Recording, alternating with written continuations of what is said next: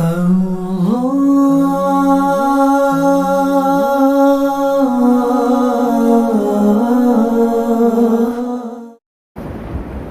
ترمذی میں حدیث پاک ہے، حضرت مولا علی رضی اللہ تعالیٰ عنہ اس کے راوی فرماتے ہیں کنت بمکہ مع النبی صلی اللہ علیہ وسلم، میں مکہ میں نبی پاک صلی اللہ علیہ وسلم کے ساتھ موجود تھا. فخرجنا فی بعض نواحیہ، ہم مکہ کے بعد مضافات کی طرف نکلے.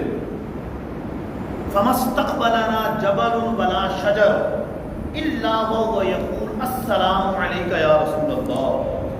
راستے میں جو بھی درخت ملتا، جو بھی پہاڑ ملتا، وہ حضور کی بارگاہ میں عرض کرتا السلام علیک یا رسول اللہ.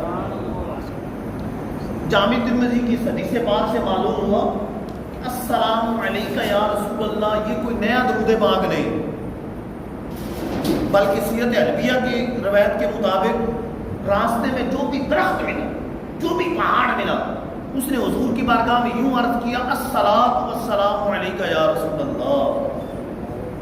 یہ وہ درود پاک ہے کہ جو پہاڑوں اور درختوں نے مولا علی کی موجودگی میں حضور کے سامنے سرکار دو عالم صلی اللہ علیہ وسلم کی بارگاہ میں پیش کیا. یہ بھی معلوم ہوا کہ درخت، پہاڑ سب حضور کی بارگاہ میں درود و سلام پیش کرتے ہیں. تو ہم کیوں محروم رہیں؟ ہم کیوں نہ برکتیں حاصل کریں؟ اٹھتے بیٹھتے درود پاک کیوں نہ پڑھیں؟ ضرور یہ وظیفہ مقرر کرنا چاہیے، کچھ نہ کچھ درود پاک ضرور روزانہ پڑھنا چاہیے، اس کی برکتیں لینی چاہیے.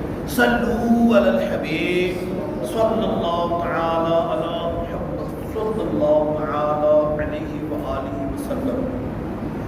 صلاۃ و سلام علیک یا رسول اللہ.